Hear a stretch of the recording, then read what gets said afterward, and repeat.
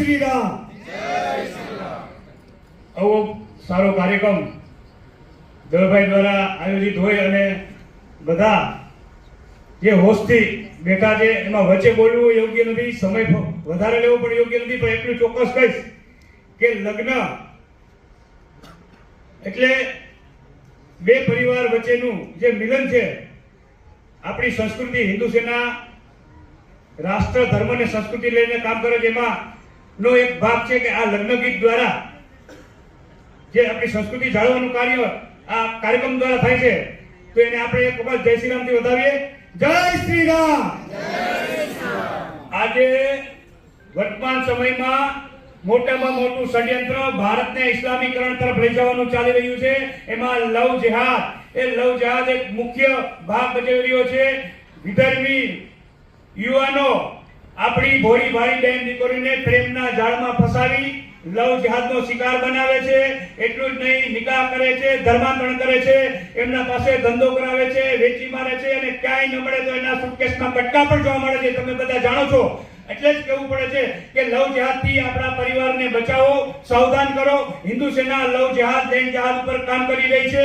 અને વધુમાં એટલું કહીશ કે લગ્ન ગીતનું જે આયોજન સરસ મજાનું છે। લગ્નની અંદર જે ઉત્સવ તરીકે આપણે ઉજવીએ છીએ, વર્ષમાં એક વખત ઉત્સવ આવે છે, તહેવાર આવે છે, પણ જે લગ્ન જીવનમાં એક વખત હોય છે, અને એ એક વખત લગ્નમાં જે આનંદ હોય છે એમાં કોઈ ભૂલ ન થઈ જાય, કોઈ ચૂક ન થઈ જાય, એ તમારે ને મારે ધ્યાન રાખવાનું હોય છે। એટલે બધા ભાઈઓને બહેનોને આપણા બધાને વડીલોને વિનંતી કરીએ છીએ હિન્દુ સેના વતી કે લગ્નની અંદર આપણા મંડપ સર્વિસ વાળા, આપણા ડીજે વાળા, આપણા ફોટોગ્રાફર, બહેનોને મહેંદી કરવા વાળા, શૂટિંગ કરવા વાળા કોઈ આવતા હોય, મંડપ સર્વિસથી માંડી કેટરસમાં જે બોલાવતા હોય અને એના માણસો આવતા હોય, એને પણ આપણા હિન્દુ જે હોય એને પૂછીને જ એને કામ સોંપવું, અન્યથા બીજા વિધર્મી લોકોને કામ ન સોંપવી, એવી હિન્દુ સેના વતી આપ સર્વને વિનંતી કરીએ છીએ।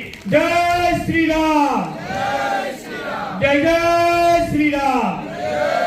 ખૂબ ખૂબ આભાર દવેભાઈએ જે કાર્યક્રમનું આયોજન કર્યું છે, એમાં અમને જે આમંત્રણ આપ્યું અને અમારી ટીમ દ્વારા જે અમને બોલવાનો પણ મોકો મળ્યો, અને લવ જેહાદ માટે આપણા પરિવાર સાથે સમજો। અને વધુમાં નહીં પણ એટલું ચોક્કસ કહીશ કે આ કાર્યક્રમ નથી, પરંતુ એક સંકલ્પ લઈને જાજો આજના દિવસથી કે આપણે આપણી ભોળી ભાળી બહેન દીકરીઓને, આપણા પરિવારને વિધર્મીઓના હાથમાંથી ઇસ્લામીકરણથી બચાવવી હશે તો એક સંકલ્પ લેવો પડશે। અને જે સૂચનો કરેલા છે કે જે ધ્યાન રાખવાનું છે, લવ જેહાદથી સાવચેત રહેવાનું છે, એ આપણે આજથી જ નક્કી કરી અને આપણા પરિવારને બચાવશું તો લવ જેહાદ